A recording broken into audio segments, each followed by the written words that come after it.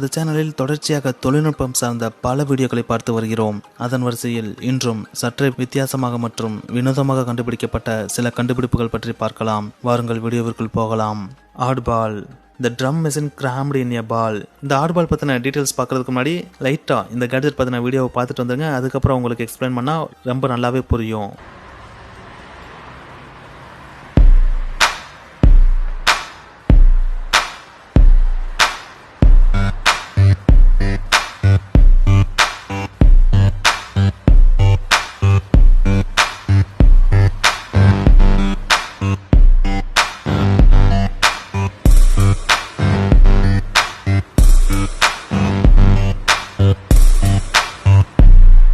என்ன அந்த வீடியோ பார்த்துட்டீங்களா? பயங்கர ஃபன்னாக இருக்கா? அதாவது பாலை பவுன்ஸ் பண்ணால் ஒவ்வொரு பவுன்ஸுக்கு ஏற்ற மாதிரி ஒவ்வொரு சவுண்டை கிரியேட் பண்ணுது. அதை வச்சு நம்ம மியூசிக் கம்போஸ் பண்ணிக்க முடியும். அதாவது இப்போலாம் பார்த்தீங்கன்னா மியூசிக் இன்ட்ரெஸ்ட் நிறைய பேருக்கு இருக்கும். ஆனால் அது தியரட்டிக்கலாக போய் ப்ராப்பராக கற்றுக்கணுன்னா பயங்கர போர்டாக இருக்கும். அதாவது கிளாஸில் போய் உட்காந்துக்கிட்டு மியூசிக் நோட்ஸ்லாம் எடுத்துக்கிட்டு அதை மெமரி பண்ணிக்கிட்டு வீட்டில் வந்து அப்ளை பண்ணி பார்க்குறதுன்றது முடியாத காரியமாக இருக்கும். ஸோ அவங்களுக்காகவே கொஞ்சம் ஃபன்னாக மியூசிக் கற்றுக்கணுன்றதுக்காக கிரியேட் பண்ணது தான் இந்த ஆடுபால். இந்த பாலுக்கு நம்ம கொடுக்குற ஒவ்வொரு கமெண்டும், அதாவது சுவத்தில் எரிஞ்சாலும் சரி, கீழே எரிஞ்சாலும் சரி, பவுன்ஸ் பண்ணாலும் சரி, மேலே தூக்கி போட்டு கேட்ச் பிடிச்சாலும் சரி, ஒவ்வொரு ஃபங்க்ஷனுக்கும் ஏற்ற மாதிரி ஒவ்வொரு சவுண்டை கிரியேட் பண்ணுது. அதாவது ட்ரம் செட்டில் இருக்கிற எல்லா எக்யூப்மெண்ட்ஸுக்குரிய சவுண்ட்ஸையும் இதுக்குள்ள இன்க்ளூட் பண்ணியிருக்காங்க. பாலை த்ரோ பண்ணுறப்ப நம்ம பண்ண வேண்டிய ஒரே ஒரு விஷயம் என்னன்னு பார்த்தீங்கன்னா, மொபைலில் கனெக்ட் ஆகிருக்கிற ஆப்பை ஓப்பன் பண்ணி ரெக்கார்டை கிளிக் பண்ணால் போதும். ஆட்டோமேட்டிக்காக நம்ம பாலை த்ரோ பண்ணுறப்ப அதுக்குரிய சவுண்டு மொபைலில் ரெக்கார்ட் ஆக ஆரம்பிச்சிடும். அண்ட் ஃபைனலாக எல்லா சவுண்டும் ரெக்கார்ட் பண்ணதுக்கப்புறம் அதை எடிட் பண்ணி நம்மளால் அந்த மியூசிக்கை கேட்கவும் முடியும். ஸோ இந்த ஆட்பாலை வாங்கிட்டா போதும் மியூசிக் கிரியேட் பண்ணுறது ரொம்பவே ஃபன்னாக இருக்கும்.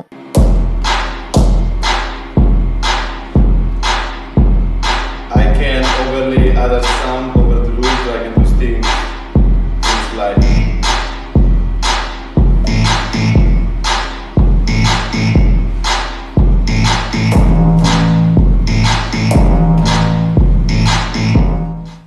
Gosson fusion.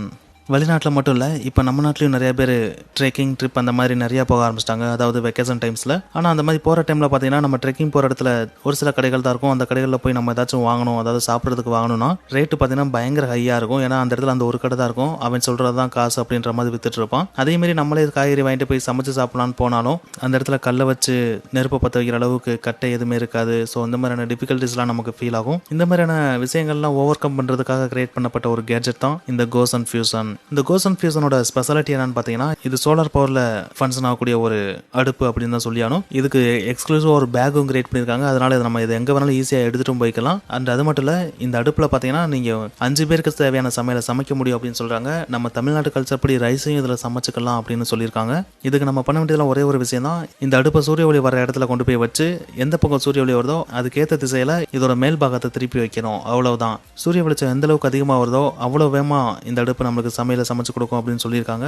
அதுக்கான ஒரு ஃப்ளோ சார்ட்டும் நம்மளுக்கு போட்டு கொடுத்துருக்காங்க. அதாவது லோ சன்னாக இருந்தால் எவ்வளோ லேட் ஆகும், மீடியம் சன்னாக இருந்தால் எவ்வளோ டைம் ஆகும், இல்லைன்னா நல்ல சன்னாக இருந்தால் எவ்வளோ தூரம் வேகமாக சமைக்க முடியும் அப்படின்ற மாதிரி ஒரு ஃப்ளோ சார்ட்டும் கொடுத்துருக்காங்க. அதே நேரத்தில் நம்ம ரைஸ் வச்சா எவ்வளோ நேரம் ஆகும், இல்லாட்டினா ஃபிஷ், இல்லாட்டினா வெஜிடபிள்ஸ் இந்த மாதிரி வச்சா எவ்வளோ நேரம் ஆகுன்றதையும் அவங்களே மென்ஷன் பண்ணி கொடுத்துருக்காங்க. அண்ட் அதே நேரத்தில் இன்னொரு டவுட் நம்மளுக்கு கிரியேட் ஆகும். நம்ம போகிற பிளேஸ் வந்து மலைப்பகுதியாக இருக்குது, அங்கே வந்து சன்ரைஸ் வரதுக்கான சான்சஸே இல்லை. அந்த டைமில் எப்படி சமைக்க முடியும்னு சொல்லிட்டு நீங்கள் கேட்கலாம். அதற்காகவே பார்த்தீங்கன்னா வயரும் கொடுத்துருக்காங்க. அந்த வயரை வச்சு நம்ம பிளக் பண்ணி கரண்ட் மூலமாக சமைச்சுக்கலாம். வயரா ஏன்டா, நம்மளே ட்ரெக்கிங் போயிட்டு இருக்கோம், மலைப்பகுதிக்கு போயிட்டு இருக்கோம், அங்கே போய் வயர மாட்ட முடியுமான்னு சொல்லிட்டு நீங்கள் கேட்கலாம். நீங்கள் கேட்குற கொஸ்டினும் கரெக்டு தான்.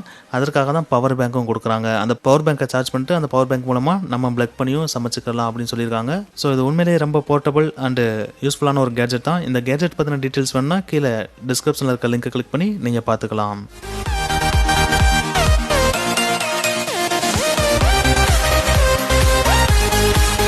BRICS power, first ever true wireless charger on the go. இந்த கேட்ஜெட் உண்மையிலே ஒரு சூப்பர் கேட்ஜெட் அப்படின்னு தான் சொல்லியானோம். ஆனால் இதில் இருக்கிற ஒரே ஒரு மைனஸ் என்னன்னு பார்த்தீங்கன்னா, இது வயர்லெஸ் சார்ஜிங் டெக்னாலஜி கொண்ட ஃபோன்ஸில் மட்டும்தான் ஃபங்க்ஷன் ஆகும். வயர்டு சார்ஜர்ஸ் டெக்னாலஜி கொண்ட ஃபோன்ஸில் ஃபங்க்ஷன் ஆகாது. ஆனால் இதுக்கான சொல்யூஷன் அவங்களே கொடுத்துருக்காங்க. வயர்டு சார்ஜர்ஸ் ஃபோன் வச்சிருக்கவங்க இவங்க கிட்ட கான்டாக்ட் பண்ணி ரிசீவர் கேட்டால் அவங்களே ரிசீவரும் கொடுத்துருவாங்க. அந்த ரிசீவர் மூலமாக வயர்டு சார்ஜர்ஸ் ஃபோனையும் நம்மளால் சார்ஜ் பண்ணிக்க முடியும். சரி, ஓகே. பிரிக்ஸ் பவர் இது என்ன அப்படின்னு பார்த்தீங்கன்னா, இது வயர்லெஸ் சார்ஜிங் டெக்னாலஜி கொண்ட ஒரு பவர் பேங்க். அண்ட் அது மட்டும் இல்லை, இதோட சைஸ் ரொம்பவே சிறுசு. அண்ட் அது மட்டும் இல்லை, இது மொபைல் கவர் மாதிரி பேக் சைடு அட்டாச் பண்ணியும் கொண்டு போய்க்கலாம். இது கீழே நழுவுறதுக்கான சான்சஸே கிடையாது. இதோட கிரிப் ரொம்பவே ஸ்ட்ராங் அப்படின்னு சொல்றாங்க. அண்ட் அது மட்டும் இல்லை, இதை ஒரு ஸ்டாண்டாகவும் நம்மளால யூஸ் பண்ணிக்கவும் முடியும். இதோட பேட்டரியை ரிமூவ் பண்ணிக்கவும் முடியும். நார்மலாக இப்போ மார்க்கெட்டில் இருக்கிற எல்லா வயர்லெஸ் சார்ஜிங் டெக்னாலஜி கொண்ட பவர் பேங்க்கும் பார்த்தீங்கன்னா பேட்டரி ரிமூவபிளாக இருக்காது, அது அட்டாச்சாக தான் இருக்கும். ஆனால் இவங்க கொஞ்சம் இன்னோவேட்டிவாக யோசிச்சு ரிமூவபிள் பேட்டரியும் இன்க்ளூட் பண்ணியிருக்காங்க.